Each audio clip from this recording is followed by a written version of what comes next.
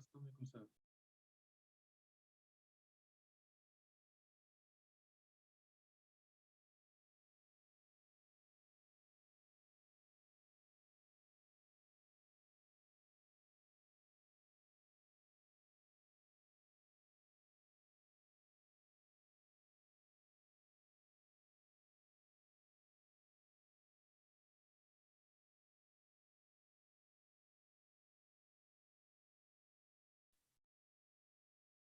Assalamualaikum, Dr. Sam.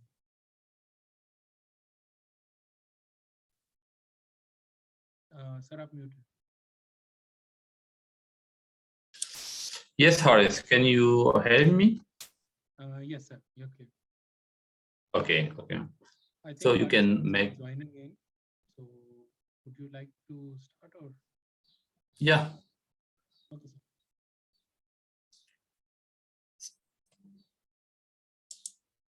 You make me host, huh?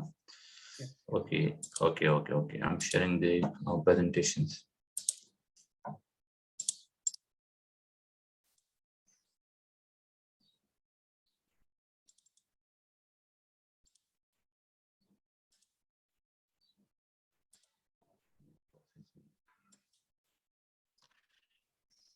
Okay, so Haris, the presentation is visible? Yes, it's visible. It's visible. Okay. Good noon from Pakistan and good morning from Uganda student, because I think it's just maybe 8 o'clock in Uganda, or maybe 9.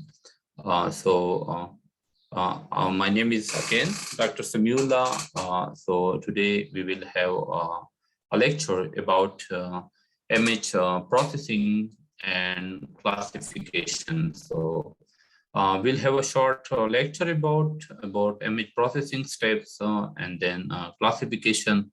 After that, we will have a hands-on exercise practically. So, and I hope that yesterday you downloaded the satellites data as we tried from GIS website.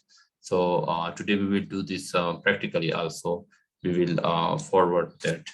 So I'm again Samiullah, assistant professor of Shahid Benazir Bhatti University, and the today target is image processing and classifications. Okay, so okay, sorry. So as you know that image processing is the techniques are processing steps via GIS software, for extracting different meaningful information from remote sensing satellites images. So as discussed yesterday, that the final products that we are getting, the data from satellites, that is actually in the form of raw data, and that's actually the satellite's image.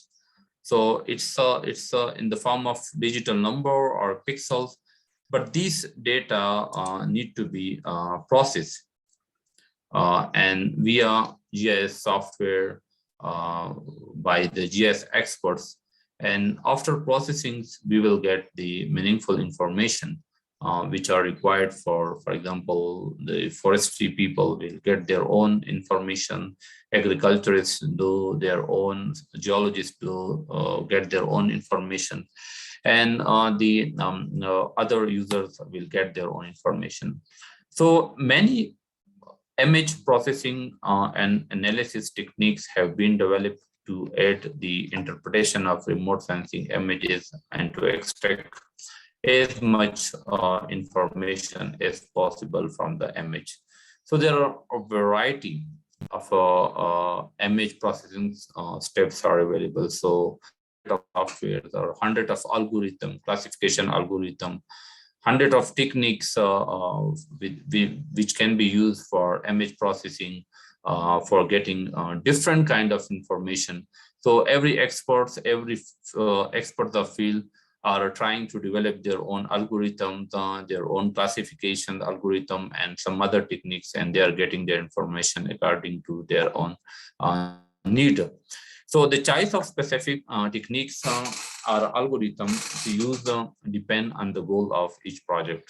So it depends upon your goal. For example, as I told you that, for example, if your goals are agriculture, so you have to use the software, which is you have to use the software, or you have to extract the information which are related to agriculture productions. Or for example, if your goal is forest, so you have to use the algorithm or for getting information in the field of forest sciences. If you're a geologist, so you have to develop algorithm or classification tool for the field geology.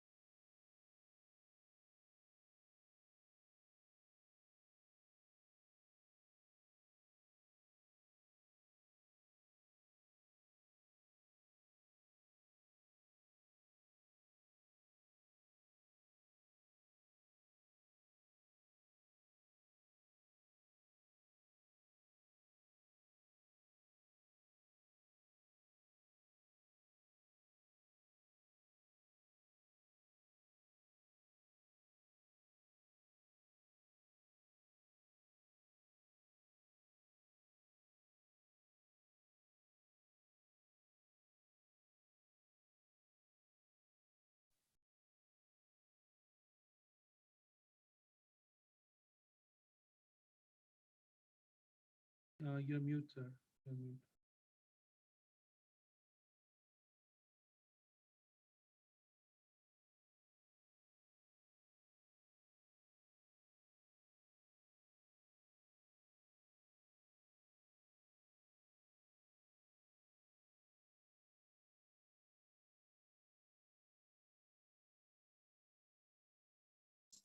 Haris, can you hear me?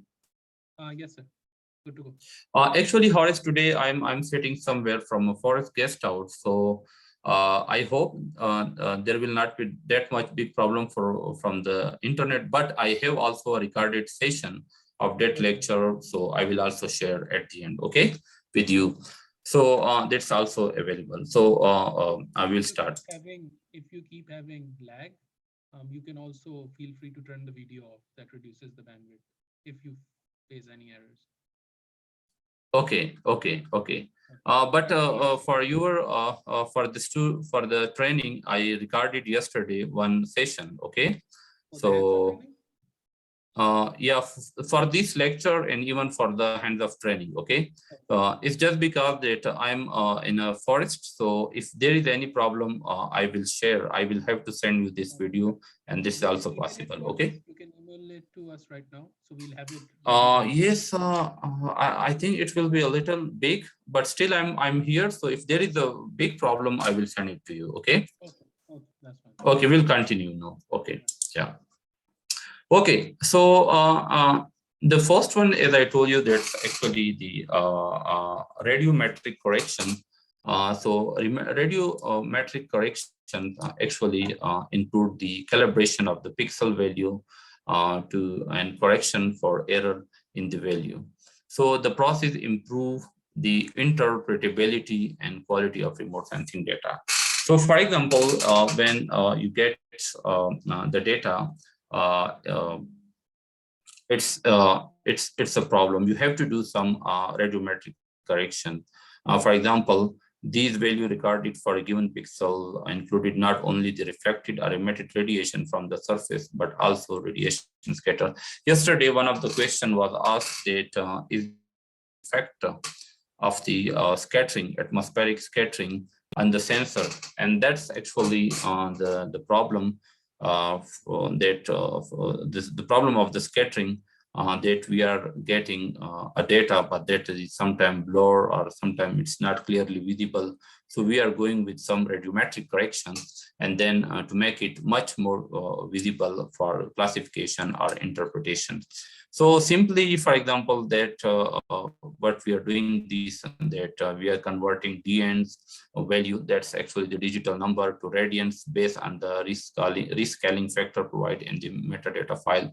So when you have a satellite data, you will also have a metadata file which contain a variety of information. For example, its acquisition and processing and etc. etc. So by using this information, there is some steps involved. You have to, for example, convert this DN value. I also give one of the, for example, link below in the presentation, which you can do.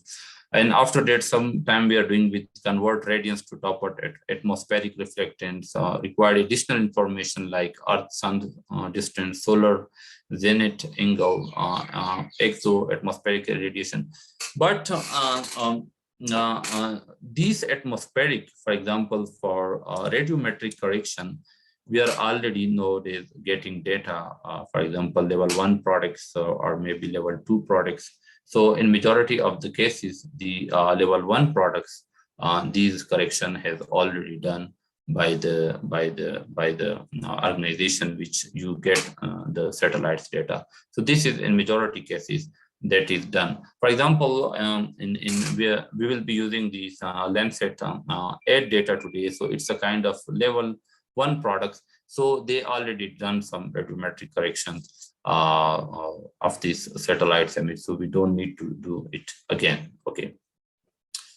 Second is, for example, the image pre-processing is actually the geometric correction. So geometric correction include correction for geometric distortion due to Earth rotation and other image conditions such as oblique weaving. So this can also be corrected with the accurate geographical location of an area, and the image need to be known, or ground control points, and that's we call ground GCPs, are used to register the image to a precise map. And actually, this is a process of georeferences, and I think you know about the georeferencing that was in the first day of the presentation, that how to georef the satellites images if there is a shift or in the X direction or Y direction, or maybe sometime in Z direction. So you have to use some ground control points, maybe 4 or 5 points, which are equally distributed in all directions. So that can be used for geometric correction. And it or can be done by orthorectification, which is due to a sensor tilt and the Earth terrain, which can be corrected by applying rational polynomials of the imagery and required knowledge of the sensor. An accurate digital elevation model. You can also apply if you have a digital elevation model, and you can take some points from that, and then you can georef from digital elevation model this satellite's image. So this will help you in the geometric correction of the satellite's image. So this is also one of the in the second pre-processing steps. Further, for visual interpretation, for example, sometimes the images are not clearly visible. Some land covers are difficult to identify. So we are using different stretching techniques, but that's are very easily available in ArcMap. We will do this, so it will not be a problem. So you can just stretch the satellites images or the satellites images for more visual interpretation of the land use, land cover classes. This is possible, so that will not be a problem. We will do this in the practical. So we have different stacking techniques in ArcMap, like for example, standard deviation, histogram equalizer, maximum mean, histogram specification. So the experts know already about this enhancement, but for beginner, we will do this inshallah in the practical sessions. Further, as yesterday I told you that when you download the satellites data, it will be in the form of bands, different bands. For example, if you can have a look to this image, let me, if I use this mouse. Okay, for example, you see this. This is a kind of, for example, Landsat adds satellites information. This one. So it is composed of band 1, band 2. Band 1 is used for coastal aerosol purposes. Band 2 used for blue, and band 3 green and red, and band 5 near infrared, and then band 6 short wave infrared, and then band 7, and band end is a panchromatic band. So these satellites images is in the form of single band. But as I told you that a single band will be in the form of, I mean, black and white color. So you need to do the layer stacking for combining multiple band so that you can have a color image of the satellites image. So layer stacking actually is a process for combining multiple image into a single image. So in order to do that, the image should have the same extent. For example, the image should have to have the same extents, and that is actually the same number of rows as well as the number of columns, which otherwise it will be a problem. So you need to have the same extents and the same satellites image and same number of rows and columns. So which means that you will need to resample other bands which have different spatial resolution to the target resolution. So that's we will try inshallah also the layer stacking in the practical session. Yeah, we'll try this. The third is, for example, this pen sharpening. Pen sharpening is actually the process of merging high resolution panchromatic and lower resolution multi-spectral image to create a single high resolution color image. If you can have a look to this detail of the satellites image, that is, for example, Landsat 8. So all the bands you can see, the first band is up to 30 meter. Band 2 blue is 30, band 3 is also 30, band 4 is 30, band 5 is 30, band 6 is 30, band 7 is also 30, band 8 is actually a panchromatic band, and this has a resolution of 15 meter. So we have to use this band. So in majority of the satellites image, you always have a panchromatic band. This band can increase the spatial resolution of the satellite image. So all the bands, for example, have the 30 meter, but this band 8 has 15 meter resolution. So we have to use this band for increasing the spatial resolution of the Landsat 8 satellites images from 30 to 15 meter resolution. So that's used for increasing the spatial resolution, and that's actually is a kind of processing of merging high resolution, that panchromatic band, and with lower resolution multispectral imagery to create image to a single high resolution band. That we will do also in the practical session. Okay, so that's another processing in majority of the satellites image. Cloud is a big problem because no, it's also you need to be expert of your study area, that on which month the clouds are not available. For example, specifically in Pakistan, I would say then in the month of October, something like that, in the mountain area, the satellites images are very clearly visible. But specifically then, if you go to the monsoon season, the area is totally full with the cloud, so you cannot see that what is below the cloud. You cannot exactly understand that what is below the land cover, specific land cover below the cloud. And also the other problem is that the cloud produce a shadow, and shadow also you will not see also the information on the satellites images, specifically in the area of the shadow cloud. So it's also possible. For example, I think you have to classify the most simplest way to classify the clouded parts of the satellites images. Satellites images, then you make a single class of the clouds, and maybe the other. So, and then you have to use another satellite's image of the nearest date. So you can just extract that area, that area where the clouds are present. First, you have to classify. That will be in the form of raster, and then you can convert the raster into polygons.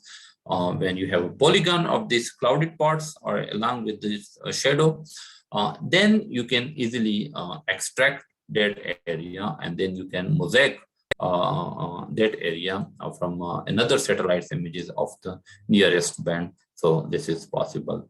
That's actually I'm using like just classification, the clouded parts of the satellite images, and then converting that area into polygons, and then mosaicing of another satellite's images of the same area with that clouded parts. So that's normally I'm doing. So that's also even in the emitter. So then when you have a clear satellite scenes of that area where everything is clearly visible,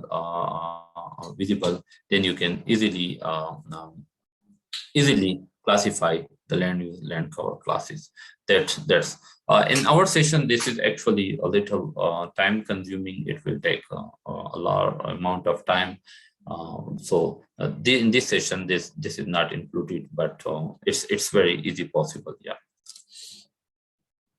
So our first practical session that we will do, that is a kind of layer stacking, and then bench sharpening, image enhancement, and extraction of the study area. Because when you download your satellite scene, it's a quite big area, but when you have a boundary of your study area, so you have to extract that area. So that's that's actually our first practical. After this practical, we will have maybe a 10-minute something like break, and then we will start with another lecture, and then we will have again another practical. And after that, you have to work by yourself of your own study areas. That's so we will start our practical session after that. Yeah. So I will be using the same ArcGIS software, because I think majority of you have downloaded this ArcGIS software, although there are a variety of software. For example, for layer stacking, I really suggest Erdas Imagen is very good. Bench sharpening, image enhancement, Erdas Imagen is a very good software. But that's a kind of beginner course. So we will be using only with the ArcMap software. Okay, so you can see, I think it's visible to all of you. That is my screen. So that's that is ArcMap software, and I hope all of you have downloaded the satellites images of your study area, as we discussed yesterday. So you have to open your software, for example, and in software, for example, you have to have your satellites image somewhere in the folder, and I think you have this. So let me share where I have this. This is in so when you download your satellites images, okay, so it will be in the form of bands, different bands, separate bands. So we have to open these in here. So for example, with this add data, you have to add your satellites data into that software. So if you can have a look, you have to connect your software with the folder that you have. So for example, I have this data like band 1. This is band 1, for example, after one of the satellites data.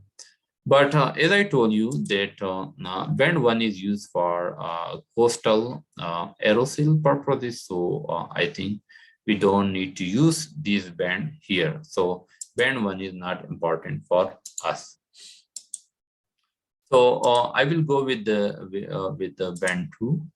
Band 2 right now. So this is band 2 of the satellites seen, and this is for example band 3 of the satellite seen. And I think we have band 2 that is a blue color, and band 3 is green. Band 4 is for example red, and band 5 is near infrared. So we will using now here band 2, band 3, band 4, and band 5, these 5 bands. So that is, for example, as we open, this is it's written here band 2 and then band 3. Okay, so I think Kausar Hussain raise hand. Yes, let me okay, Horace, I can see only your power. Okay, so there is a problem there. Okay, there's a problem. Okay, let me share this also where I can share. Share, new share. Okay, so I can't see. It's okay now. I can see your PowerPoint. It's okay. Could you please share your screen again? Zahid, it's visible now. I see a black screen with a square. Yes, sir, it's visible. Yeah. Oh, okay. So no, it's fine. Okay. So this is actually, I will do it again. Okay. I will do it again. So for example, when you download the Landsat satellites images, as I told you yesterday, that it will be in the form of different bands. Okay. So band 1 is we are not using. For example, band 1 is actually used for coastal aerosol. We will be using here band 2. Okay, so we open band 2, and then we are opening band 3 of the satellites, and then we are opening the band 4, and after that we will open the band 5. So let me do it. So there's a little problem in the sharing of the screen, but I will do it. Okay, so it's visible also. Okay, so what we are doing, because we use band 2 is a blue, band 3 green, band 4 red, and band 5 we will use for example near infrared band for layer stacking first. Okay, so okay, so I think this is also visible. Yeah, this is visible. Okay, so we have this band. As I told you that if you open a single band, it will be in the form of black and white, and you cannot see anything in the band. Or maybe you can see if you zoom in or zoom out. If you are highly experts in satellite images, maybe you can find out that these are, for example, some maybe glaciers, and maybe this looks some lakes of water, for example. And for example, this is a forest. That actually looks forest. and these long floating lines just looks like represent a river. And these are some maybe agriculture crops which are related, but it's not that much clearly visible. So all the images are in the form of black and white. Okay, so the very first pre-processing steps that we will do is, as I told you, that will be layer stacking. Layer stacking is actually a combination of, for example, all the bands into a single band so that we can see, for example, color image. So here in ArcGIS, they really have a very good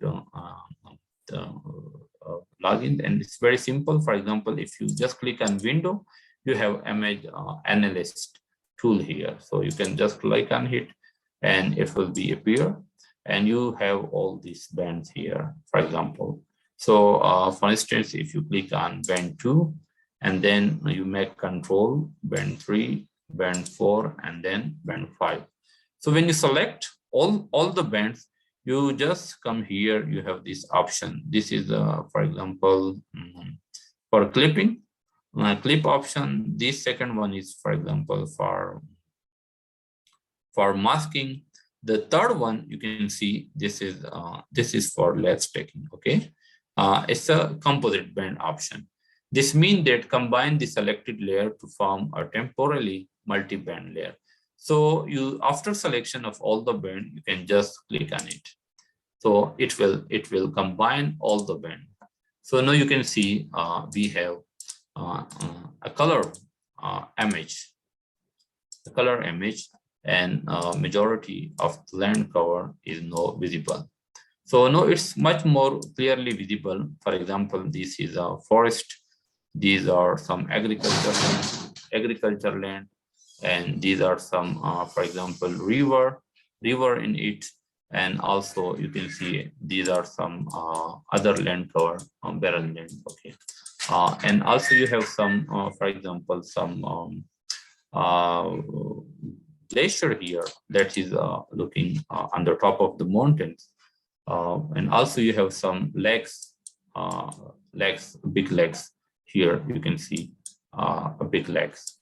So that's, now you have a composite band of all the 4 satellites images, and that you can even go for a different combination of bands. Then you will have a different color. But I'm really suggesting that, for example, band 1 and band 2 and band 3 is a good combination. So that's we done with the layer stacking process. After the layer stacking process, for example, if you think that still we are facing problems with some land cover, or we want to really know, for example, you can see here that's some lakes on the top of the mountains. But if you can see in one band, it's a black. But when you combine all the band after applying the layer stacking tool, you have a color composite of all the bands. Yeah. Okay. So after that, we will go with the enhancement tool. As I told you that in ArcMap, things are very simple and very easily applicable. If you just, for example, right click on it and go to properties, you have this stretch type option. Like, for example, that is a percent clip. And then if you apply, for example, standard deviation, that is stretching, you will have a difference. No, the satellites color composites bands looks totally different. So also maybe if you didn't identify what it improve, no, I can easily identify that this is a dense forest, and the tops are a kind of rangelands or grasslands. So that's I can even differentiate. Even though I can differentiate between a forest as well as between an agriculture land. For example, this is a dense forest, and in the middle of that, that's a river or maybe roads, and that's agriculture land. But you can keep working on the stretching tool if you go to again to properties, and then you go with the histogram equalizer. For example, it will give you another looks. It looks very good. You can see the satellite scene is much more clearly visible. I can easily identify, for example, the dense forest here.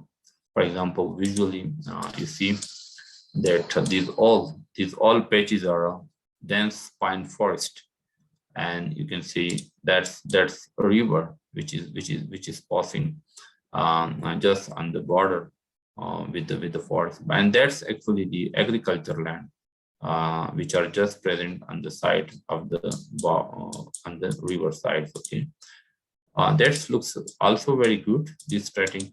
And these are, you can see if you zoom out, these are some barren lands which are very high altitudinal in elevation, where usually in the winter heavy snow occur. But also if you zoom in, for example, you will have this river, and on the side of the river you have this agriculture land of different people. So these agricultures are present. So that's also very good. So actually the purpose of stretching like histogram equalizer is giving very good results, just to visually identify different objects on the satellite image. After histogram, we have also a minimum and maximum. So let's try this and applying this. So, but it's not that much good. So the satellite scenes or the objects or land cover are not that much clearly visible. So each stretching has its own advantages. Sometimes you want to differentiate between forest types, so you can play around with different stretching things. So the next is, for example, histogram specification, and if you're applying these, it's not good. It gives us a kind of maybe it's in process, it's doing some processing. So see, even the software is totally gone. So this is also a problem of software when you don't have a licensed software. So that's a problem a little bit. So I'm loading the software again. Yeah. So at the meanwhile, you can ask any question. If you have any question, you can okay. Minimum and maximum likelihood. Sorry, my internet has gone. If you please repeat the step of composite. Okay, I think you are very lucky because I have to do this again. Okay, I will do it again. Okay, okay, I will do minimum and maximum likelihood. We are Tariq. We are coming to this. Okay, to the minimum and maximum. This is our next steps. Okay. So I'm doing again. So I hope this is the same slide I'm sharing. Okay. Okay. So let me open again. For example, band 2. Okay, and then band 3. Then band 4. Then we'll go with the band 5.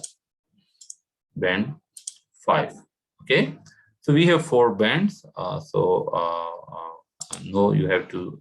Okay, okay, we have band 4. So as the Shafqat, we will do, just go to the window option here and go to the image analyst. In image analyst, you have to select, for example, band 2, band 3, band 4, and band 5. After selecting all the bands, just come here with the here. That's actually a composite band option in the ArcMap. If you click on it, it will do automatically. So here now we have composite band layer stacking tool of all the bands. Okay. So as I told you, actually, if you go to for stretching, just right click on it and go to properties.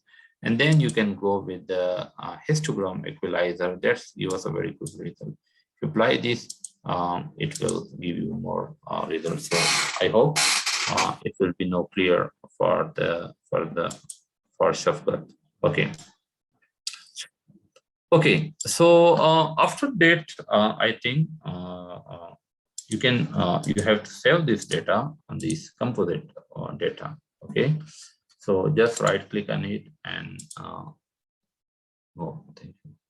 Yeah. And just go with the export data file,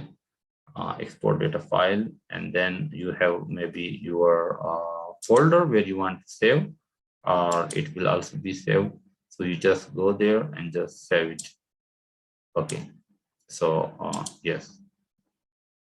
Or it will also be saved in the default folder, which you mentioned during the ArcMap setting. It will be also automatically saved. You can just copy from that folder to your desired folder. Yeah, that's also possible. So we have that scene now, which we saved, and I just want to go with again with the histogram specification or equalizer. That's very good. So we have a composite band. Now, the next steps, as I mentioned during the presentation, that layer stacking is done. Okay, so let me check if it's visible on the screen. Yeah, it's visible. So layer stacking is done. Pen sharpening. For pen sharpening, as I told you, that we have to use the high resolution band. So among the Landsat 8 or 9 satellites images, the high resolution band is, for example, band 8, and this is up to 15-meter resolution. All the other bands has 30-meter resolution. So we will do also this. We'll try this. Yeah. So if you go to the property of these composite bands, we have to remove the single band now, because we don't need this here. If you go to the property of this band, you can see the resolution. It is 30 by 30, cell size 30 by. So it's the spatial resolution. So if you want to identify or classify some objects which have a size lower than 30-meter resolution, so that cannot be possible with the Landsat 8 satellites images. For that, you have to go with the more high resolution satellites images, for example, or you can do with the pen sharpening. With pen sharpening, you can bring your satellites images up to 15 meters. But still, if the size of your goal is to identify the objects which have a spatial resolution lower than 15 meters, then you have to go with the more high resolution satellites images. But up to 10-meter resolution satellites images, as I told you, that is actually Sentinel. Up to 10-meter resolution, it's freely available and you can download from the GIS website. But after that, for Pakistan, we have then PRS, Pakistan Remote Sensing Satellites. If you are doing research on, and you can, if you can apply to Pakistan SUPARCO and write a small proposal of research, I think for student, it's very cheaply available with the Pakistan Remote Sensing Satellites images up to 1-2 meter resolution. It's available for students in Pakistan. Okay, so the next step is pen sharpening. As I told you that now pen sharpening is actually layer stacking. Pen sharpening is the process of merging high resolution panchromatic and low resolution multispectral imagery to create a single high resolution color image. That's actually a pen sharpening. So for that, we have to use the band 8. Okay. So you have to add the band 8. So band 8 is, for example, available here. This is band 8. So just add this band. So now we have a composite bands of blue, green, red, blue, green, red, and infrared bands of 30-meter resolution. That's 30 meters. And we have 4 bands. If you click here, band 1, blue, green, red, and infrared. And we have a single band band 8. This is, for example, if you can see, it's 15 by 15 resolution. So we have to use these band 8 of Landsat 8 satellites images, which is a panchromatic band, which is actually used for band sharpening to increase the spatial resolution of the satellites images. So I think it's also not that difficult, and you can go with the image analysis. It's also very easily possible if you can click on band 8 and other, for example, this Landsat composite band. So I guess we have this option here. For example, this is clipping, this is, for example, masking, this is a composite band. And if you can have here, this is, I guess, pen sharp. So if you click on it, it's there that create a temporary layer of pen sharp multispectral data from selected panchromatic and multispectral layer. So we already selected. If you click on it, it will produce another image, but that image will be of a very high resolution. For example, not very high, up to 15 meter resolution. If you can have a look to the property of this band, it's no 15 by 15 meter resolution. So we increase the spatial resolution of Landsat 8 from 30 meter to 15 meter by using the high resolution band 8 of which we call it panchromatic band. We also done with this. And if the difference is if you can go to symbology and apply again the histogram actualizer, if you can have a look now, more clearly the objects will be visible. Okay, so this is, for example, on the top, this is band 8. No, this is the composite band, but the pen sharp bands. Okay, and in the background it is a 30 meter band. So you know this 30 meter band is a little blurred, but if you can click on the high resolution pen sharp band, it's a little, the border of the land use land cover classes are much more clearly visible. You can easily identify more in a better way position. You can see in the background, if I unclick it, this is on 30 meter resolution. You see the river, but if you can have a look to the same river here with the pen sharp, it's a little more clearly visible. So we increase the size from 30 meter to 15 meters. So if we deviate from real actual object target based spatial results. Yes, that's I told you, that's already Tariq, I told you that, for example, if there is deviation, then there will be a problem of pen sharpening. So the first requirement of pen sharpening that you have to do geometric rectification of all the bands. Okay, so so that all the bands are exactly so the pixels of all the bands can exactly fall on each other. But if there is a deviation, that's called a distortion, or maybe then you have to do first the geo-rectification. So when you do a geo-rectification, after the geo-rectification, you have to do with the pen sharpening. So that's you have to do, yeah. Then there will be a problem. Okay. But you know this what we did, this is Landsat 8, and with Landsat 8 we already have the band 8. So that's provided by the production. So that's I think we don't need any geo-rectification, because these bands always already come in the products. Yeah. Okay. So now we have another. So I think we also have to save this with the export data again.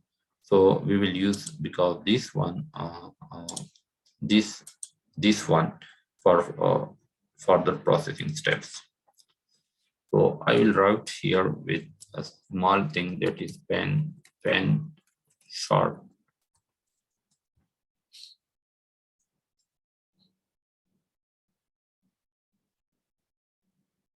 It takes a little more time because the resolution is high. No, it's a little more heavy as compared to our previous satellite scene, because no, the resolution is increased, the number of rows and columns increase, so the size will be a little heavy as compared to the other one. Yeah.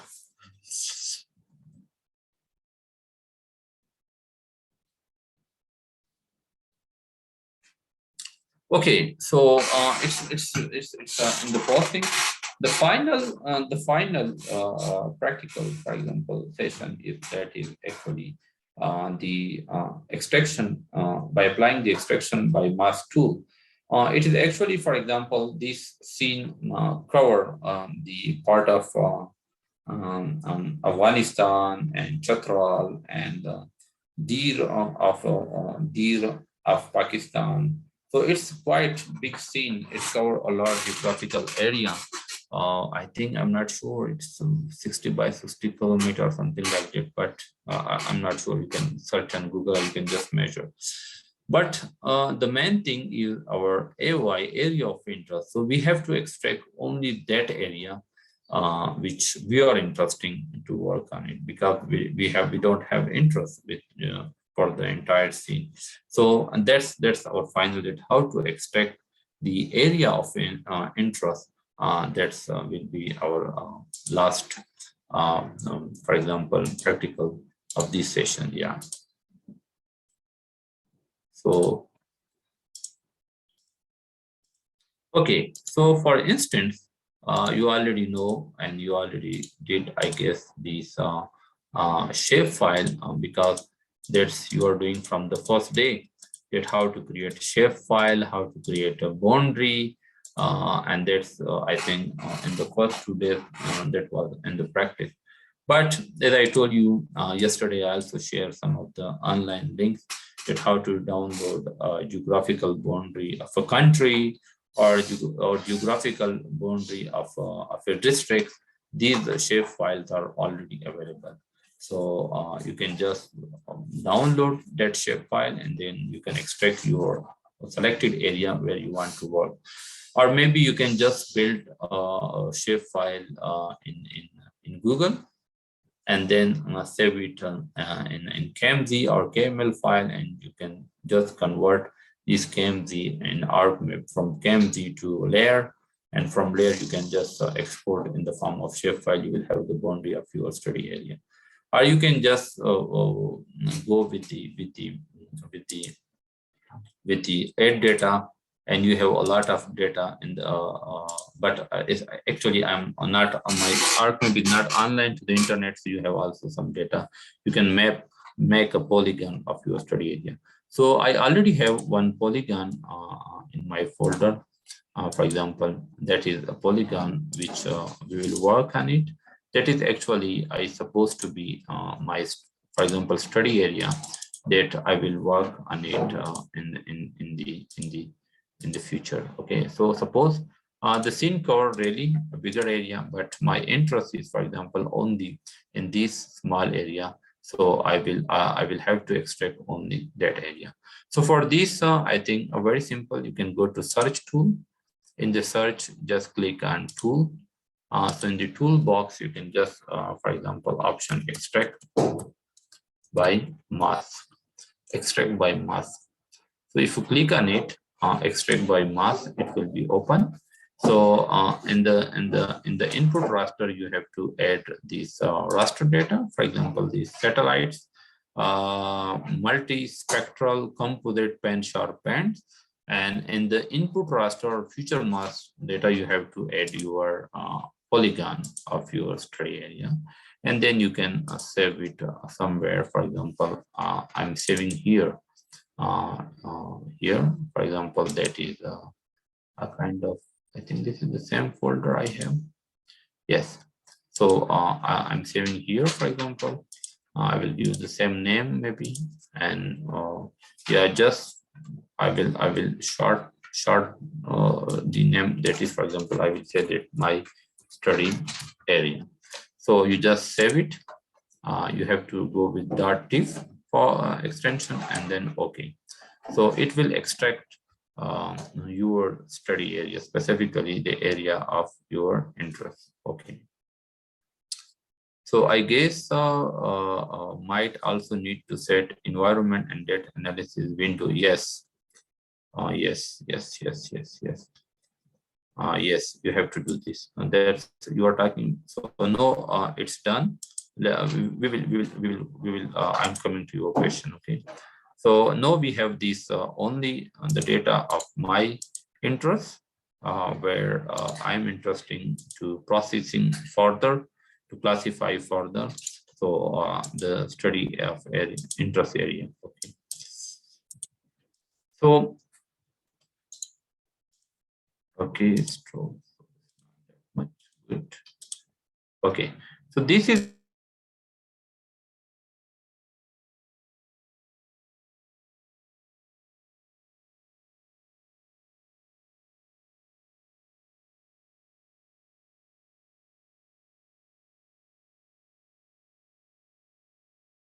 no, I have actually I'm studying.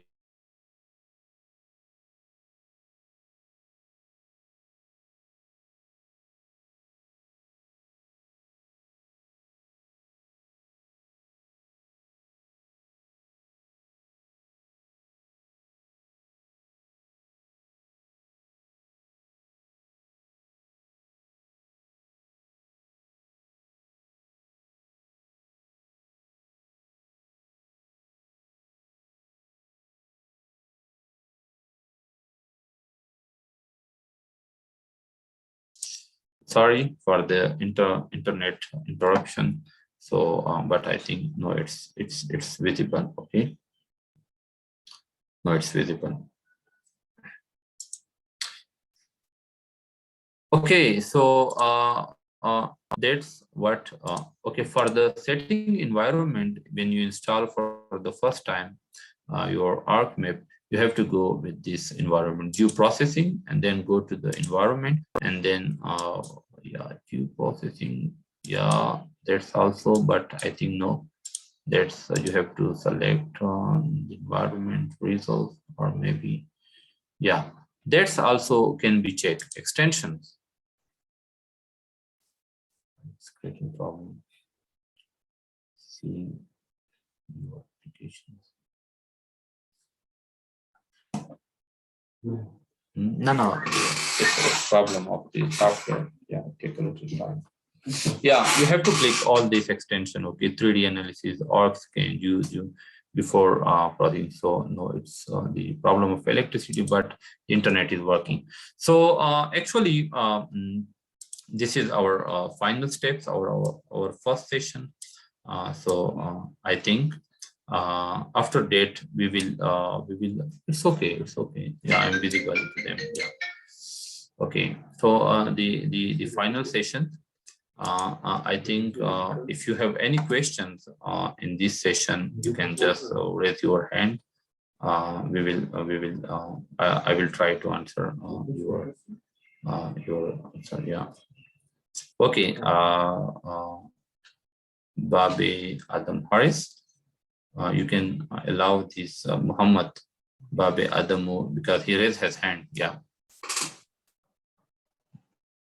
Sir, we requested. Hello, good morning.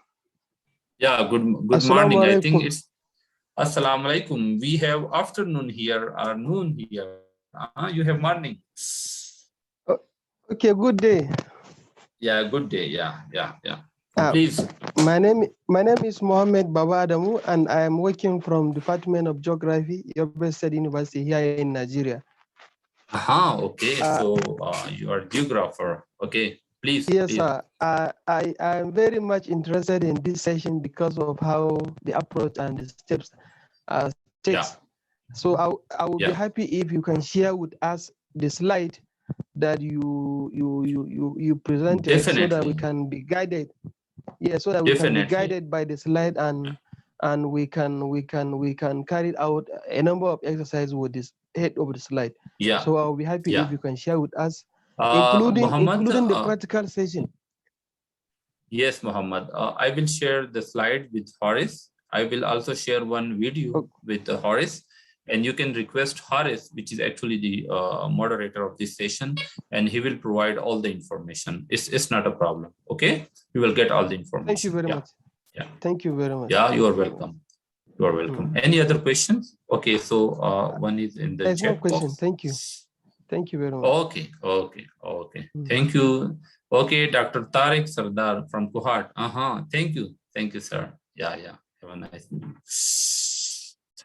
Okay, so I guess we will take a small break of 10 to 20 minutes. Haris, what do you think? So 20 minutes is fine because we can have a prayer break and yes, I have to pray.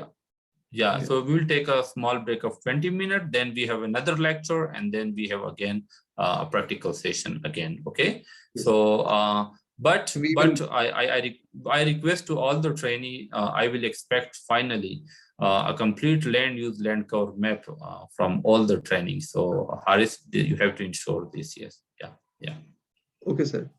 So we will resume the session at 20 past 1. Yeah, 20 past 1. Yeah, I will come back, inshallah. 20 past 1. Yeah, right. Yeah. Thank you, sir. Yeah, welcome.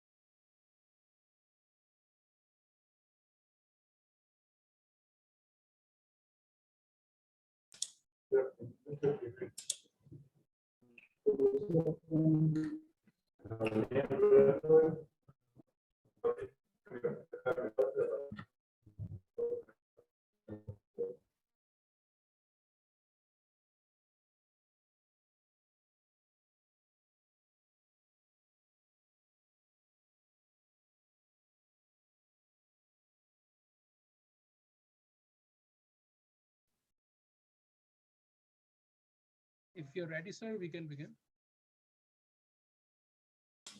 Yes, Haris, I'm ready.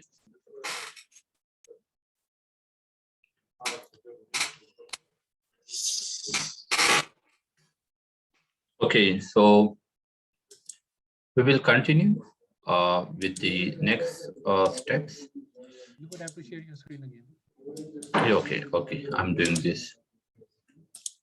It's visible? Yes. As said, is static. Yes, image classification. Okay, yeah. So for next session of this today lecture is image classification. So now we are at the stage that our image is almost ready for classification purposes. So the first was kind of pre-processing, some pre-processing steps, not all of the processing steps like atmospheric correction, radiometric correction. But as I told you, there's some data always come with the level 1 products or level 2, which they already do the geometric correction, something like that. So with it, some pre-processing steps, our image is almost ready. Now we are going to our next thing, and that is actually the image classification. So image classification, if you go to the simple definition, is actually referred to the extracting information classes from a multi-band raster image. So as you know that our image is a kind of multi-band raster image. It's not a single band, but it's a multi-band raster image. You can even classify a single band; it's not a problem, but it's a multi-band raster image. Okay, so the resulting raster from image classification can be used to create thematic maps. So when we classify the satellites raw data, that's actually the digital number raw data. When we classify these satellites image, and the resultant products which we get, that will be a thematic maps. We call it themes, and that can be a thematic maps. So image classification can be pixel or object based. We will discuss this. So if you can have a look to this on these two image, this is, for example, a raw data image, and this is a thematic map that's actually produced after the classification. After the classification, you will have an image like this. So now you have to, for example, give you have to supervise the classifier that, for example, this is water, this is forest, this is shrubs, grasses, bear, or whatever.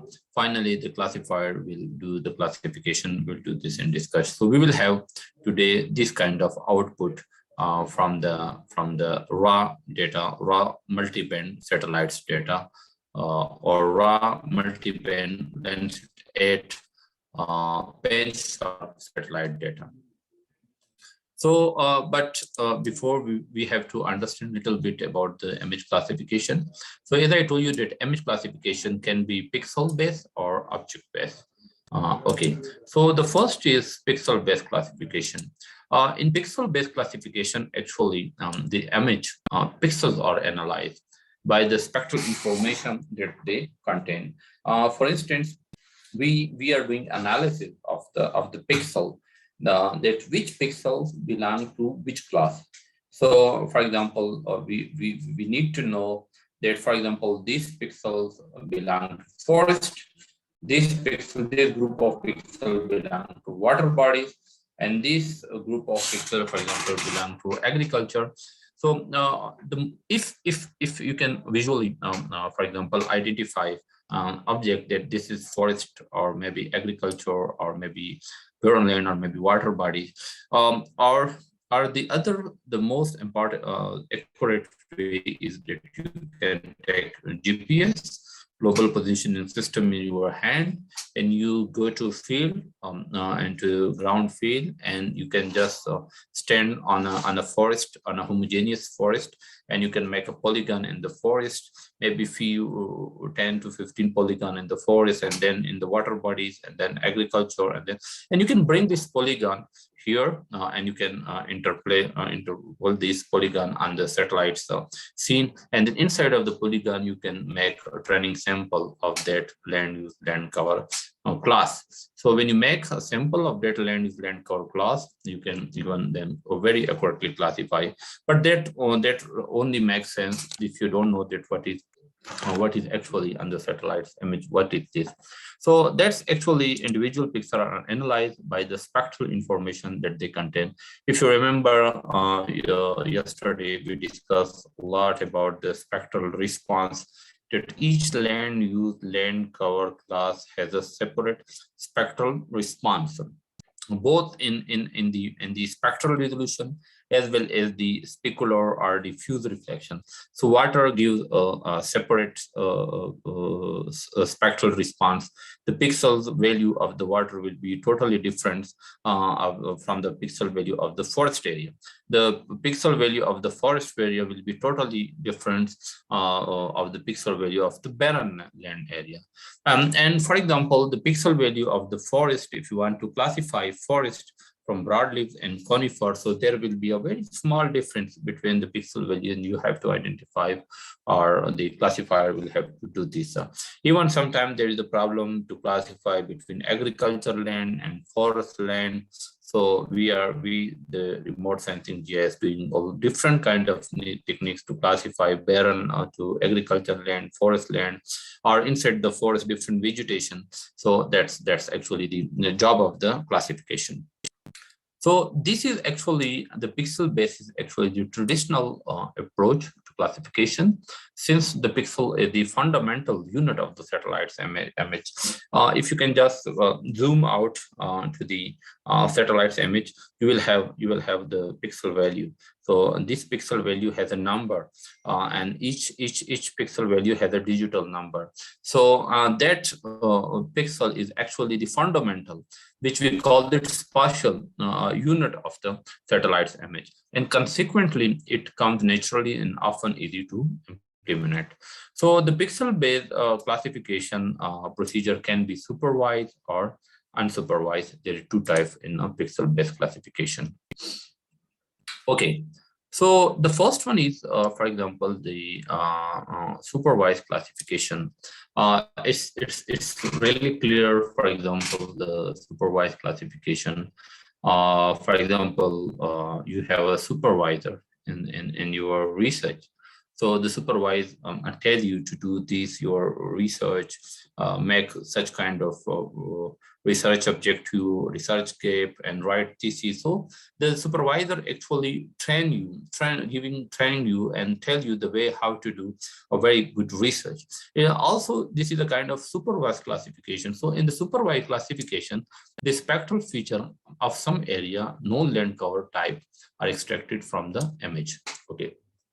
So as I told you that in supervised classification, you have to tell to the classifier, to a classification algorithm, that this is forest. This group of pixels belong to forest, and this group of pixels belong to water bodies, or this group of pixels belong to barren land, or this line with this kind of pixel belong to roads, something like that. So that's a kind of and these area are known as training area. So it's mean that you are training the classifier. You are training the classifier. So when you train the classifier, for example, if you tell to the classification algorithm that this is forest, agriculture, water, barren land, habitation, etc., then based on your training, signature, the classifier will do classification of the entire satellite scenes into different land use land cover classes. In this case, every pixel in the whole image is then classified belonging to one of the classes depending on how close its spectral feature to the spectral feature of the training classes. So there are a variety of classification algorithms available. For example, some are, if you take a sample, it will make a kind of parallel pied. The algorithm makes some parallel pied decision by separating two land cover classes from each other. And also sometimes it's called minimum distance. For example, when you give a training signature, the classifier calculate the mean value of your training signature, and then after that it calculate the difference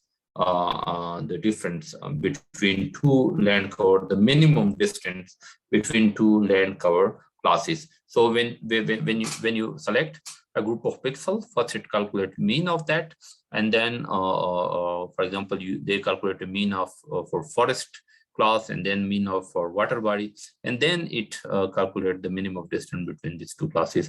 So it's doing like that. And also the other is, for example, maximum likelihood. We will do this inshallah today, that maximum probability, or it using some statistic, which we call it discriminant analysis, etc. That they are doing. So simple is that in supervised classification, we are supervising the classification algorithm.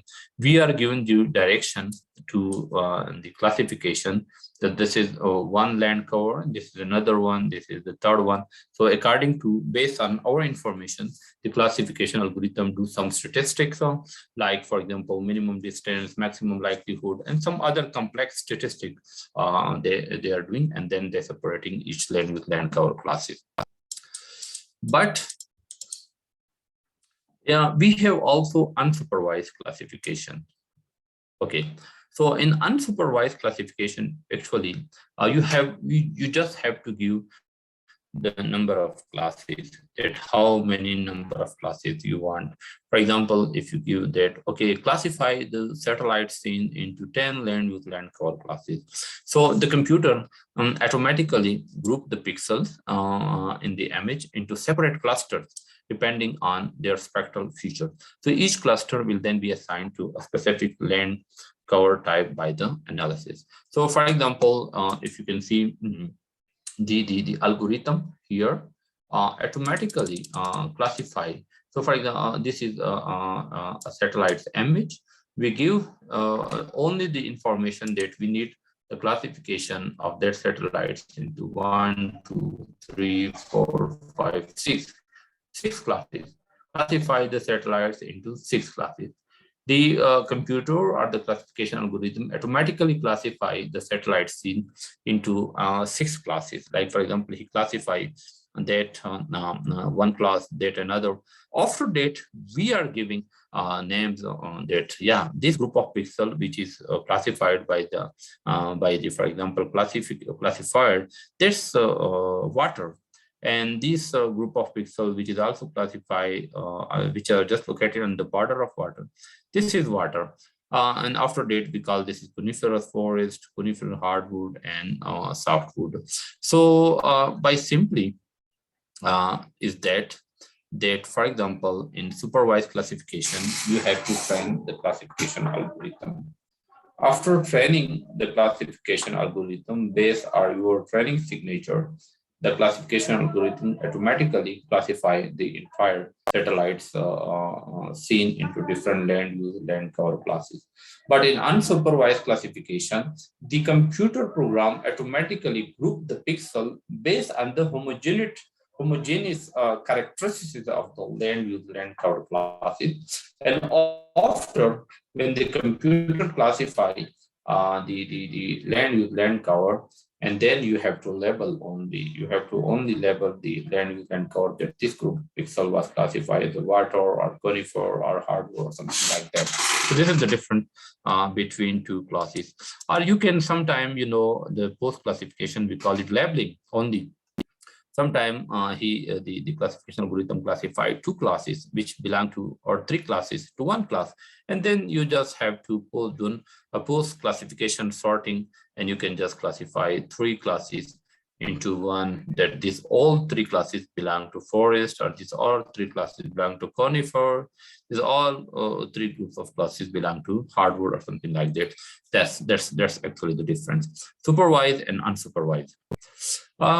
Another important classification algorithm is image-based or object-oriented classification. Image-based or object-based. So as I told you that the first one was pixel-based, and that was only on the basis of the spectral information which was done.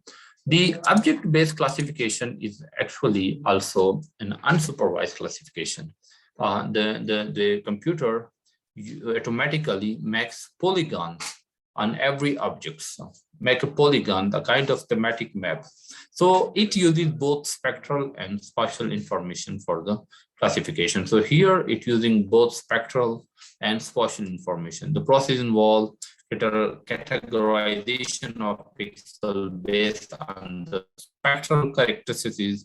It also take an example of its shapes, even the texture, which is actually the roughness and toughness, and spatial relationship with the surrounding pixel. This is also very good, and sometimes it's very accurate, because after that you have a polygon, and you just have to rename the polygon that this belong to building, this belong to forest, this belong to barrelland.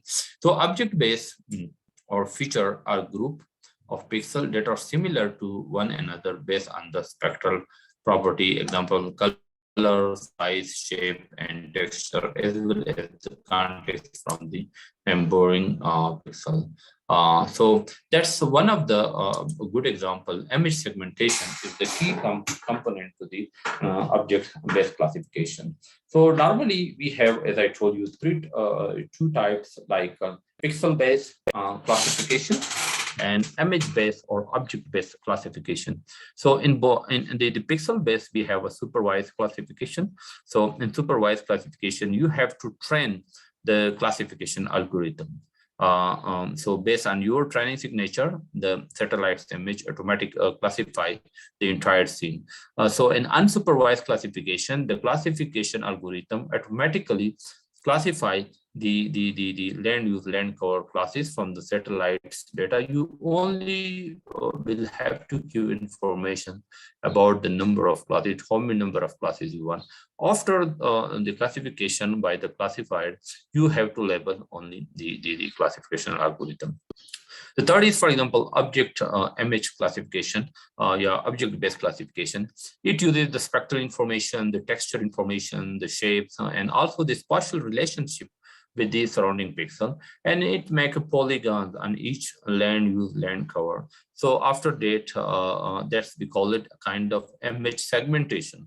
After image segmentation, you have to classify this group of polygon, which was done by the classifier, that's belong to agriculture, that's belong to water, that's belong to forests, that belong to building, that's roads, something like that. Okay, so this is also, but image for we don't have in ArcMap, we don't have this image-based classification.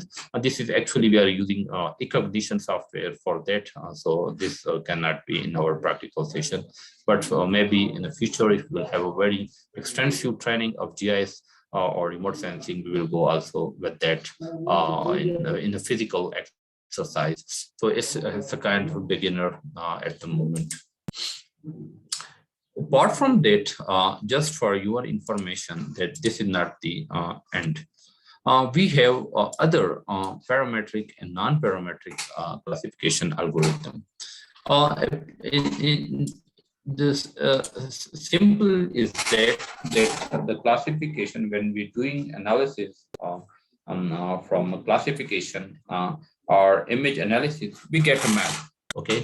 So, but the map can also be produced by regression. So, for example, if you have a large number of bands, for example, 5 or 10 bands, you can just you can just extract the values of band as a independent variable, and you can predict. For example, if you want to predict some class or maybe some other parameter, that can be a dependent variable. So you have to, for example, fit a regression model between the independent variable, which is actually the information extracted from the satellite's images or from the pixel, and also the dependent variable which you want to predict.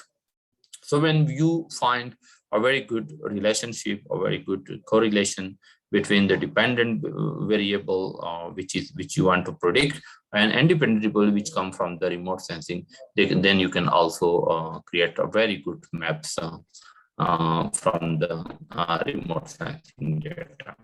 Yeah. We also have, for example, non-parametric thing. Actually, the simple difference between parametric regression data and parametric, the function is known. For example, in non-parametric, actually, the function is not known. So we have a very good classification algorithm, which we call it non-parametric. That's, for example, the k nearest neighbor, where it calculates the distance or grouping the number, and then it do some statistic with the nearest neighbor, and that's also support vector machine is also a very good non-parametric classification algorithm, which maximize the distance between the two classes by using by developing the hyperplane between the two, then use land cover. Random forest is a very increasing, very good classification algorithm, which create a large number of trees, and it's really a complex classification algorithm. Neural network and deep learning, that's also one of the top classification algorithm. But understanding of neural network or deep learning for me as a non-computer guy is looking like a black box for me, and this is also noted as very importantly used. But we are not going with the detail of practical session of the k nearest neighbor, support vector machine, random forest, neural network, deep learning, and even with the regression, because that cannot be done in ArcMap.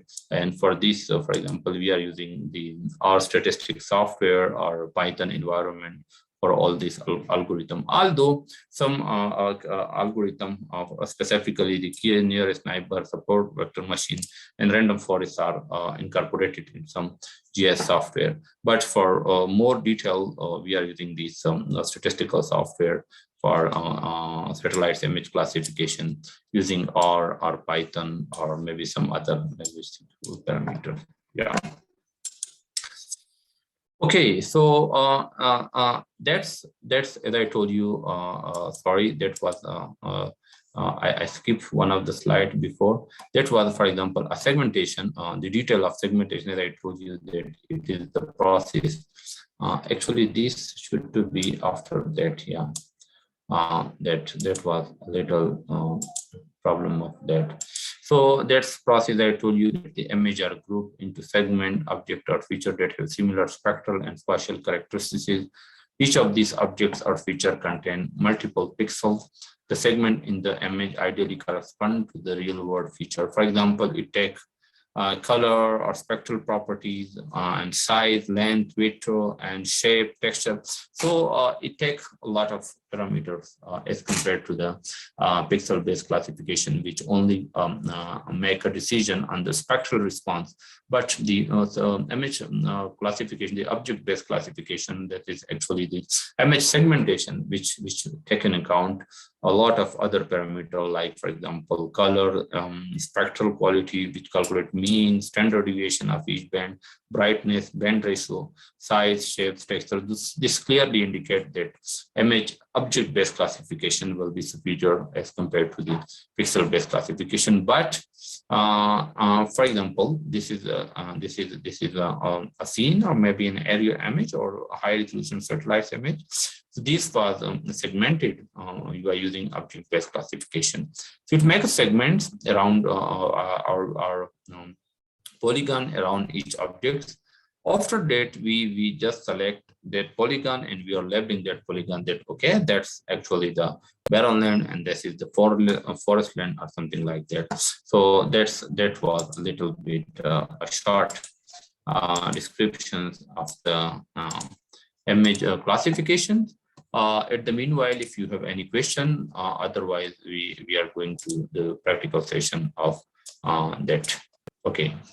If you have any question, you can just raise out your hand, or we will go to its practical session.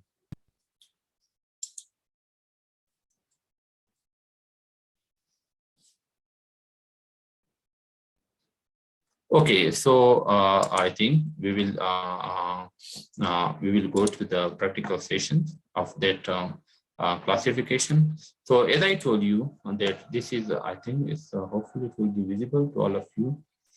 Let me check this. Okay, this should be this one. So I think it's not visible. Yeah.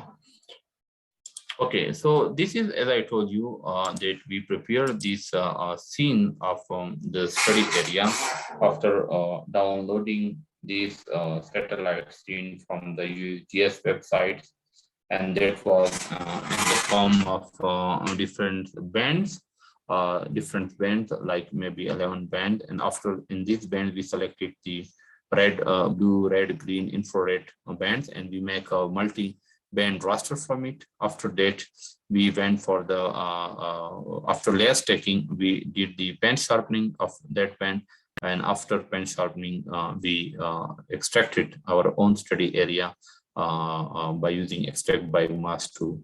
So now this is already for classification.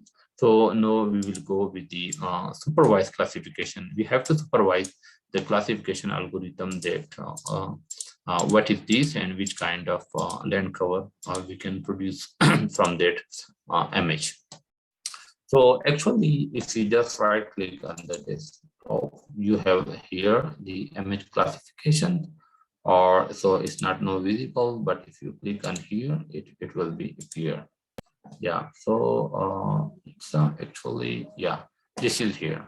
So before starting the land use land cover classes of that scene, we have to go into detail. We have to open this tool, like see the training sample manager, we have to open this. So if you open, that will be open here, and you just have to take some sample. So this you have an option like draw a polygon. You have to click on it, and it will be appear here. So by this, you have to do a little more. For example, I'm taking one sample.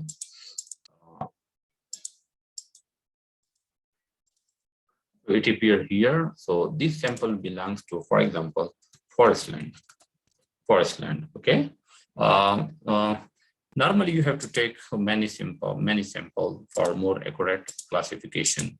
So maybe I will take one more sample from the forest.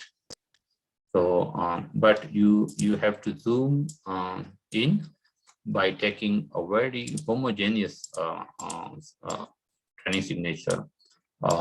If you make a heterogeneous, then there will be a problem for the classifier. So that's, I take that forest land, for example, I give 2. So I will take one more sample from the forest land. Maybe that sample was from a very dense forest, pine forest, but I also have some forest here, which is actually a kind of oak forest, and that is not that much dense. So I click here, and I will also give this forest land 3. So I took 3 samples, but when you are doing the accurate classification, you have to take a lot of samples, simple. And when you do classification, when you found that there is a little problem in some classification, you have to do again and again. Finally, you have to make multiple time classification. So I take 3 samples. So I'm clicking on or selecting all of them, 2, 3, and you have this option here, merge training sample. This will make a single training sample from all of 3. So now I have only 1 sample from the forest land. The second thing, for example, and this is, as I told you, looks agriculture.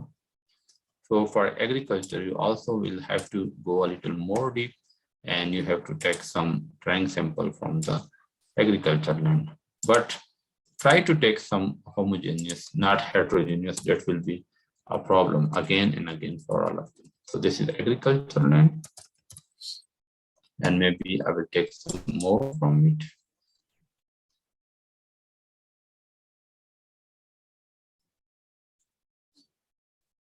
Another class of agriculture land. Okay, so Ebrar, I think you have some questions. Yes, Ebrar, if you want to ask something, I think Haris will allow you. Haris, Ebrar Hussein has some questions, so you can allow him. Or Ebrar, you can write in the chat box. If maybe Haris is not available, maybe out of the office. Sir, please. Okay, sir, I have been unmuted now. Sir, please, will you elaborate what do you mean by heterogeneous and homogeneous mixture polygons? Actually, for example, homogeneous, if you have forest land, okay, and if you just have a barren land just on the border between the forest land, okay, right? Or maybe, so if you have to take a sample only from the forest and not of the barren land. When you are making polygon, you have to select only the forest area.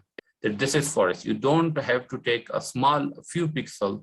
If you incorporate a few pixels from the barren land, then your classification algorithm will be confused. Okay, so he will not decide it whether these pixels belong to barren land or forest land. So you have to zoom in, and I would suggest that you have to take some 95 to 99% of one class pixels. That's actually homogeneous pixel with all pixel when you are taking sample. So all the pixel which be belonging to a single class forest lands. Because you are training the classifier, okay? You are giving training, you are putting direction. This pixel, this pure pixel, homogeneous pixel belong to only forest land. And this group of pixels belong to water body. This group of pixels belong to agriculture. But if you take a polygon and you also included some pixel from the barren land, then your classification algorithm will be confused. And then later on, your classification result will not be that much good. Okay, right? Okay, so okay, I think okay, fine, good. So we will take some more training signature from agricultural area, maybe some other land, but you have to think because the agricultural land is normally located on the side of the river, so you don't need to confuse rain land and with agricultural land, and that's actually the most difficult part to classify between rain land as well as agricultural land. But when we are doing final finishing, we are applying a lot of techniques to differentiate between these two classes. Okay, agricultural land 3. So we took almost 3 classes, but when you are doing classification, I think you have to take more classes. Yeah, it's just a kind of training for you. So that's we took also example of agriculture. What else is available in this satellite scene? I would suggest that we have to take some sample from the water bodies. From the water bodies, you have to search that we are actually the pure, for example, pixels or homogeneous pixels are available. Because sometimes, you know, in a coarse resolution data, the river also has barren land on the side. So that's creates sometimes problem. So that is a kind of one lake on the top of the mountain. So I'm taking into consideration the entire lake because there is no heterogeneous pixel inside the lake. Although on the border, you know, this is some barren land or maybe some glacier or snow cover. But I just took the middle of the land. So this is a kind of water bodies for me. So now you have to, we will take even more sample from the water body, but I think it's just for training purpose, for your understanding. It's enough. This looks me some glacier which are also located on the top of the mountain and maybe around to 10,000 or 11,000 feet elevation or maybe 9,000. So we will also take this as a glacier, maybe some snow cover class. We'll make also one class for it. So I will give you this as, for example, glacier, or maybe it's snow. Okay, so we have no forest land, agricultural land, water bodies, and we have to search about barren land. That there must be some barren land. So I would suggest to search for some barren area. This looks me some barren tops of the mountains where actually the snow has been melted. So we'll take this in the form of, for example, barren land. Because normally vegetation grow up to certain elevation, and after that you will have no elevation. So we will take it as a barren land. Yeah. These looks also some rangelands. Maybe you know also in your country that at a higher altitude normally nobody grow agriculture because there is no habitation living. But maybe some grassland, as you can suppose, we'll give this name to it as a rangeland. But the most difficult problem is the differentiation of rangeland with agriculture is always problematic because both have separate spectral response, both have almost the same response. So that's why sometimes you have to use a combination of super pixel based or object based classification by separating two classes, because actually object based make a polygon of each land use land cover on a specific area, so you can incorporate. So you have to apply sometimes 2 or 3 different kind of classification, and finally you have to merge in the form of mosaic the results to getting a more accurate result of the classification. So I got it. This is, for example, a rangeland or maybe grassland. I will give this in. So no, almost it depends upon you that how many classes you want to produce. Maybe you want to produce the habitation, or you want to separate the buildings, or you want to separate. It depends, but you have to take class. You have to train the software. You have to make a training signature. This depends upon your goal, at which level of data you actually want to produce. So I just generated forest land, agriculture land, water body, glacier, barren land, and grassland. These 6 classes I generated. After that, there is some options. For example, this is create a signature file. That is the option. So you have to click on it, and you have to save this as a training signature. I already did, but you can just give, for example, another name. This is for other satellite. Transect 2, I give this name, and you have to save it. So I hope so that the training signature class was created, and it was saved in the same folder from which we open that data. So after saving the training signature, training sample, you have to go to here, this classification. So in classification, as I told you, there are many classifications, but today we will only work with the maximum likelihood. That's actually the most, majority of people are using maximum likelihood classification. Click on it, you will have this option. So in the first option, like input raster band, it's already available your satellite scenes, which is a multi-band panchromatic, multi-band pan-sharp satellite band. And second, it will ask you that input the signature file. This is the same signature file that you created from the training as a training sample. So you just have to open this and I'm not sure it was created or not, but we have this, but it was, I think, in a training signature 2 file. Let me check. Training sec. So it is training transect. We have these. So if it was created here also or not, maybe some other folder. Create. So it's already created, but in a separate folder, I guess. So I will create another one here again. Transect 2. Transect 2. So it's creating a problem. No, I don't know, but I have this folder somewhere in my desktop. Let me search. You can training. So I guess it was transect, but it was created. So classification, similarity, or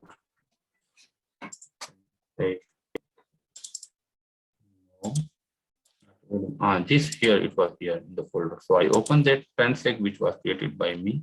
So then you have to save your file, that where your output will be. So we will write, like, for example, classified then cover. For example, satellite data is from 2015, and the area is, for example, this Pakistan, and then you can write TIFF. You can give any name to it, and then you can go with the OK. So the processing will start if you want to see. So now we have these classes. I think some land use land cover classes, but some classes are more. I think we created 6, and we have a little more classes here. It was some this. So if you go with we have to, that why we have some more classes, because usually it has only 6 classes.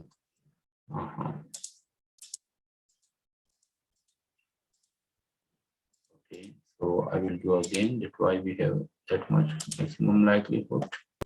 This input training signature, transect. Okay, let me take this one and save.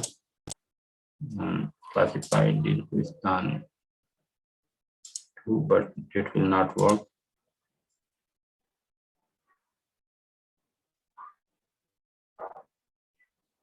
So this is another land cover. So somehow, okay, this is, I think we have the classification algorithm for that. So you have to see that whether it's a forest land or agriculture land, or what was the class. That was not actually, that is actually for my thing. It was, I think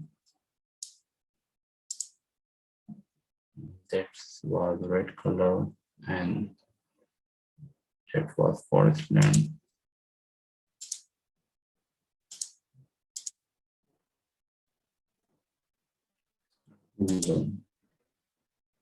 Okay, no, that is looks me a forest. So majority of the classes has gone into the forest land, and some classes went to the maybe water bodies. If you can zoom it, you know, the water bodies are there, but it's not that much accurately classified. Okay, but as I told you, that this is only based on a very simple thing, by taking only 2 or 3 sample, just to give you, just to show you simple and give you example. So you have to take a lot of samples, maybe 10 to 15 sample for each land cover class. But you know, I still have in this data set, I have problem because forest land is quite more, bare land is almost very limited, and something like that. So I have to develop the training sample manager again and again. So finally, when you have a very good result, then you can stop it. So you can do more, you can take more sample in the training signature, and you can add to each, and after that you can do some more more developed classification. And after that, you own the only job left is, for example, if you think that you have to add one for example, one field, like for example, you can just, for example, write that names, and you have to select text of it, okay? And you can write that, for example, class 1 belong to maybe water bodies or maybe agriculture land or something like that, and class 2 belong to forest land or agriculture. You can just write, for example, here their name. You go with the data and start editing and just write, for example, just for the sake of these. So it's for example, I will write that this is, for example, grassland. And for example, this class is, for example, in my case, forest land. Okay, so you have to write all the classes here accordingly, and then go with the editor and stop editing. It will be saved. Okay, and it will also be appear here. And after that, when you want to calculate the area of each land use land cover, you can just write area, and then you can write, for example, double interior or maybe this. After that, you go with the start editing, right? Start editing 3. So when you have here, you can go with the right click, go to field calculator. So it will be open. As you know that the pixel size of that satellite was 15 by 15 meters. So 15 multiplied by 15 divided by, I guess, so 15 by 15 meter will give you just in meter square area like this, or maybe no, that will be 15 by 15. Oh, sorry. So you have to 15, the number of counts, that's right. So you have a number of count of the pixels, and you can multiply with 15 and then 15. The resulting of that will be the area of each specific land cover into meter square. But if you divide into 10,000, that will be on the area into in a hectare. So you have each area in the form of hectare of each land cover of the entire satellite scene. So that was based on the training sample, actually, which we trained the algorithm, but this training is not that much easy that you can only classify the satellite scene in 5-10 minutes. So sometimes you have to spend weeks on the satellite scenes to correct each and use land cover, because you see the result, my result, it's something like, I don't know, the forest is quite high, the water bodies are maybe a little correct, but I have to, barren land is not that much. I have to take more sample. The agriculture is also not that much visible, or maybe because of the color.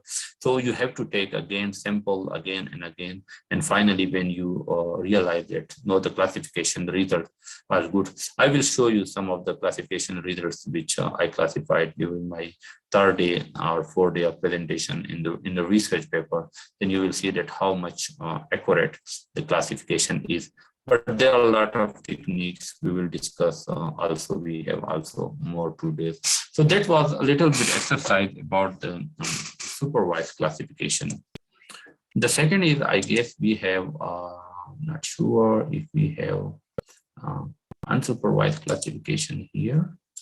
So I guess unsupervised, have to check. Not sure, I cannot see.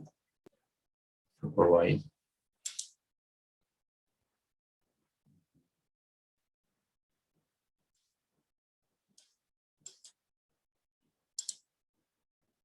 This is based on principal component.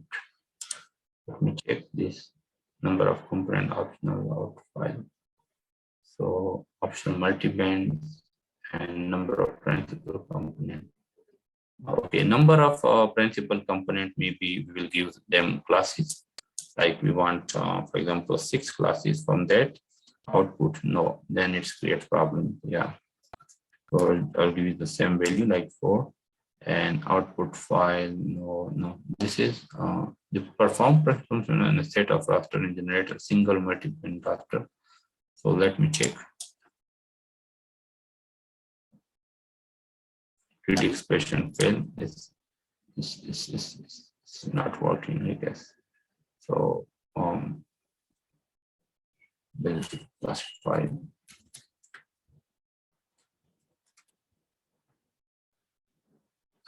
I was thinking if unsupervised also available here, but let me search a little bit. No. So we have another here option, ISO cluster. This is unsupervised. ISO cluster unsupervised classification. Here you don't need any training signature. I think the only thing you have to give that how many number of classes you want.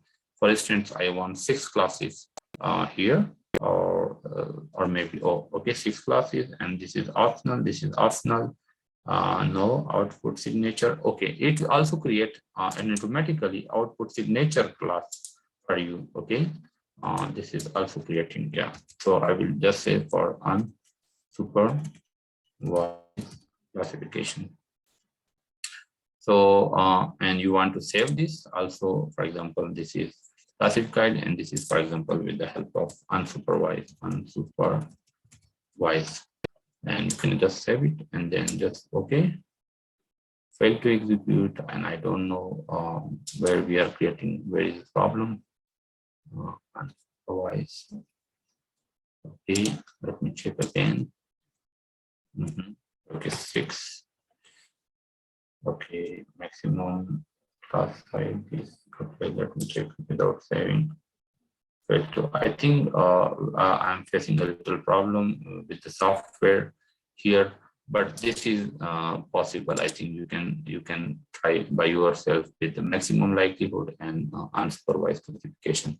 So that's actually, for example, the end of our small presentation with the image analysis tool, for example, which we started from the very beginning. Like as I told you, that image processing is the extraction of information via GIS software for different meaningful information.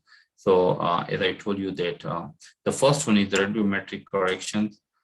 It took time, but the thing is that this majority satellites data are already come with the radiometric correction, like they already converted the DN values are from this is actually related with the atmospheric correction. And the second, as I told you, that this is the geometric correction. Also, one of the trainees has asked that if there is a shift between the two satellites images, so therefore pen sharpening. So here you have to do some geometric correction. And I think georeferencing was one of the solution that was done in the first 2 days, which you already know. But that georeferencing was for between one vector to another vector. Here you have to do the georeferencing from one raster to another raster, because you are doing georeplication of raster satellites images, not from one vector to another vector. Yeah. The third one, as I told you, standard deviation histogram. These are already available, and you can easily apply that for just visual interpretation of the different land use band cover classes. That's layer stacking is very simple. As I told you, you have to end one band or band 2 or band 3, band 4 and band 5. You just make layer stacking, because if you just open a single band, it will be a kind of black and white image. But as I told you that red, green and blue are the primary color, if you remember my yesterday presentation. So all the other colors are produced from the combination of blue, green and red color. So if you combine the blue, green and red bands, then you will have a color composite band of a satellite scene. So that's the process of the layer stacking. After layer stacking, you know, this is the pen sharpening. Pen sharpening is not available in all the satellites images, but with some satellites images, one band already come from the production company that this band is actually used from increasing the spatial resolution of a satellite's images to high resolution. So majority, we have three kinds of satellites images, just for your data: high to medium and coarse resolution sensors. So high is like, for example, 1 or 2 or 3 meters, and then to medium, like this Landsats or Landsat satellites images just fall in the middle. And then coarse resolution sensor, we have some 100 meter of resolution or something like that, which is normally people are using for a global on-level studies. But beyond that, you can even use the coastal aerosol analysis. So you have to know how to extract information about coastal aerosol, and you know this Landsat has other information. It has band 9, which is Ferris, and this band 9 is only used for cloud detection. If you can open this band 9, only the clouded parts will be clearly visible, and all the other scene will be black. The clouded part will be a kind of point. So it's a very good for detecting the clouded parts of the satellite's image by using the band 9. Band 10 and band 11, this is actually a thermal infrared band. And thermal infrared, there are a variety of methods available to calculate the land surface temperature from the band 10 as well as from the band 11 by using these thermal bands. But yes, you know some specialty, but the tutorial are available online. If you are good in R, if you are good in statistics, then I think you can easily identify the land surface temperature. So if you have a thermal band, you can easily calculate land surface temperature from any area, for example, for any area and from any data. For example, you can, if you want to know the difference between land surface temperature between 2010 and 2020, how much land surface temperature has been increased, that you have to utilize only these two bands. These thermal bands you have to utilize.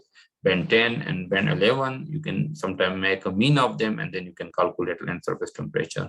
But if you are going for the land cover classification, then this multi spectral band like blue, green, red, and near infrared, or you want to go with the coastal aerosol detections or something, like you have to use this band. So each, or you have to, if one interested with the clouds, you can use the band 9. So every band has its specific characteristics which are designed for specific purposes.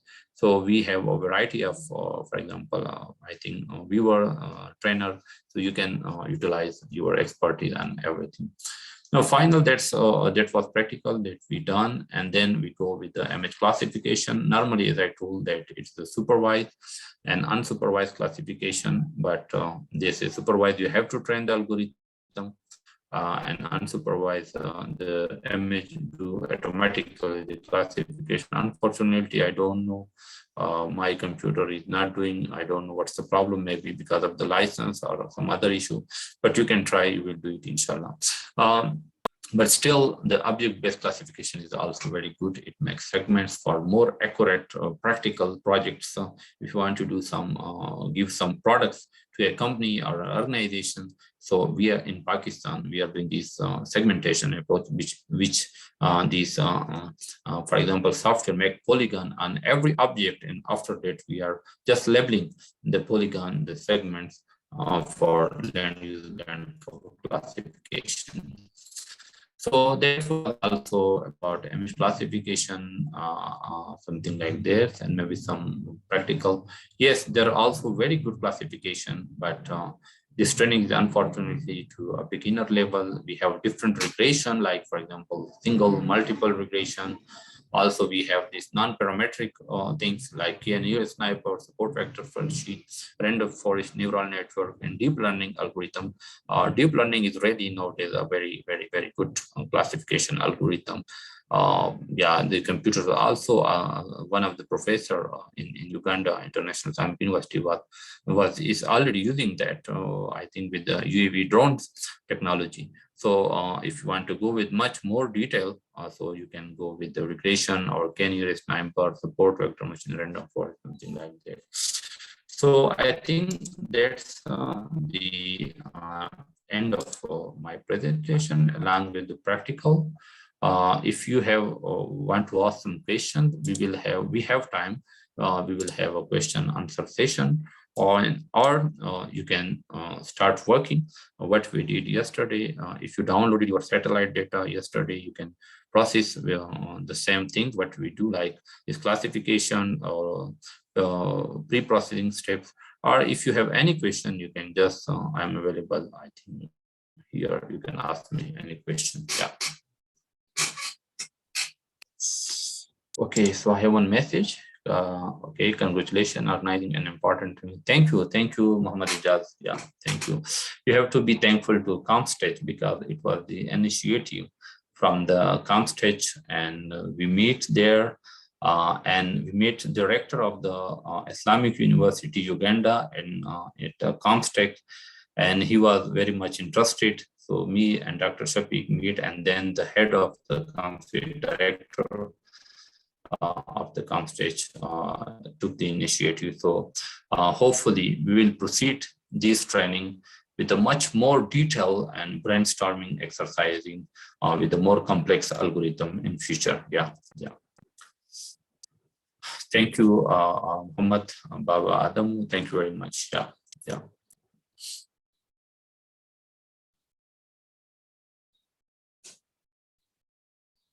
Amount of groundwater, yeah, you have to ask from Dr. Shafiq that he will arrange about the groundwater. As I told you, GRACE satellite something is actually using for detecting the groundwater, but I mean Dr. Shafiq and his group, which he's doing this work using these GRACE satellites.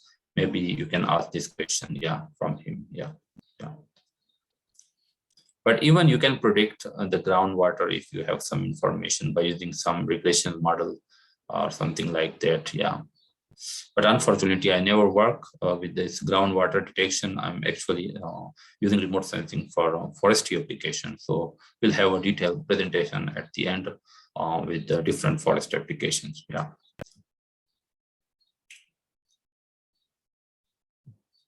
So Haris, are you there?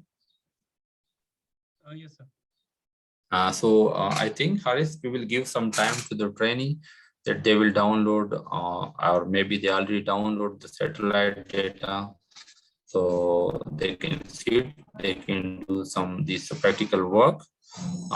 Maybe if they found some problem, they will ask maybe in my coming session, yeah, something like that. Or what do you think?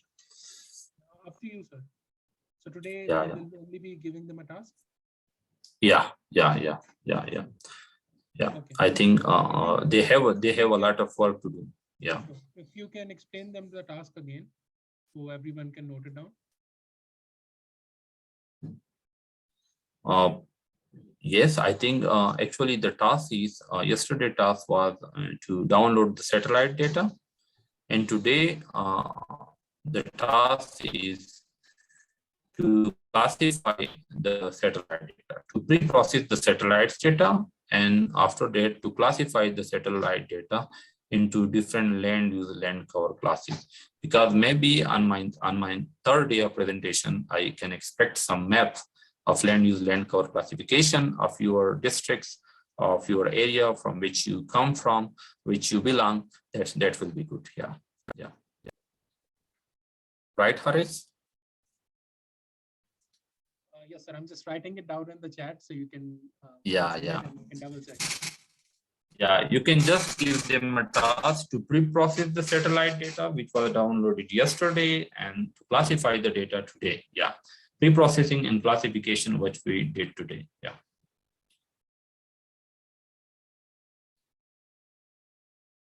Is that okay, sir? Yeah, it's perfectly fine. Yeah. Okay, so yesterday. Yeah. Go on. Good.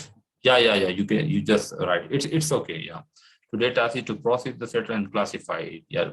Provide maps and classification on your respective region. Yeah, that's right. Perfectly. Yeah. Okay. So we'll be resuming now on Monday.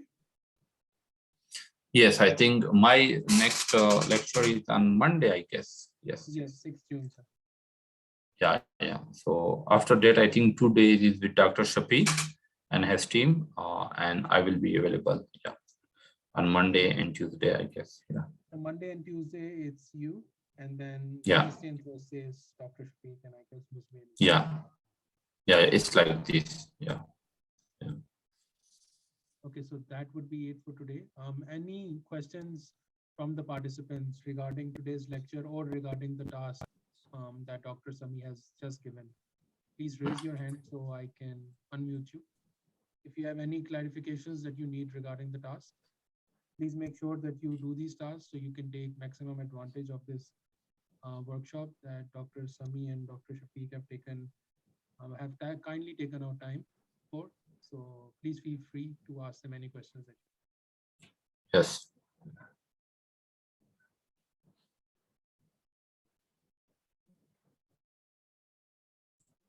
So Harith, I think they don't have questions, so we will wait for the task. Yeah.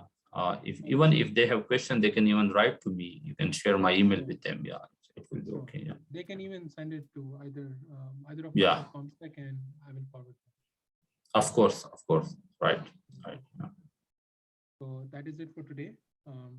Yeah. We will meet again on 6 June, Monday, with Yeah, Dr. inshallah. Sami's next lecture, and follow up on the task given today. Inshallah. Thank you, sir. Yeah. Thank you so much. Okay, see you, Harith. Yeah, thank you very much.